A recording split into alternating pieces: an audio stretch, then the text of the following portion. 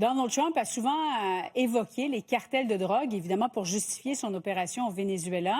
Et il n'a pas écarté le recours à la force contre un autre pays qui est reconnu aussi pour ses narcotrafiquants, le Mexique. Notre collègue Félix Séguin s'y trouve justement là-bas et nous explique à quel point les réseaux de trafiquants de drogue sont impliqués dans le pays.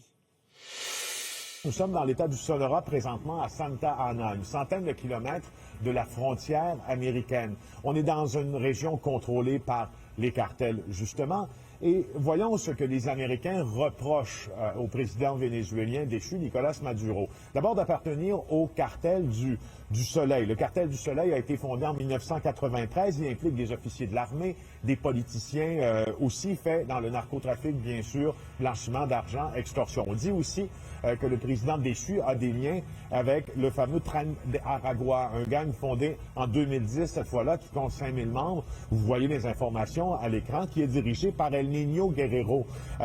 Évidemment, dans le narcotrafic aussi, dans l'extorsion également.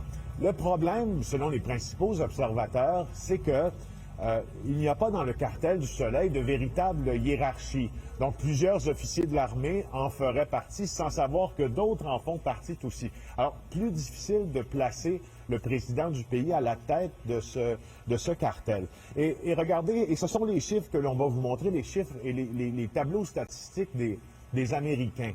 Les Américains croient que le Venezuela, ou provenant du Venezuela, il y a 8 disons, annuellement, des importations ou des exportations, si on se place du côté vénézuélien, là, qui originent de ce pays pour aboutir aux États-Unis et causer, bien sûr, des overdoses. Mais ce qui devient plus difficile dans l'accusation, c'est de démontrer, donc, la preuve, l'intention criminelle d'utiliser le trafic de drogue comme arme de destruction massive, comme se plaît à le qualifier Donald Trump. Parce que le but de ce cartel, c'est simplement de faire de l'argent, toujours selon les observateurs de la scène du narcotrafic. Et il y a un peu plus que ça même. Les 2500 tonnes qui, selon toujours la DEA, proviennent du Venezuela et arrivent aux États-Unis selon d'autres sources européennes, aboutissent principalement en Europe plutôt qu'aux États-Unis par cette route-là de l'Est de la mer des Antilles.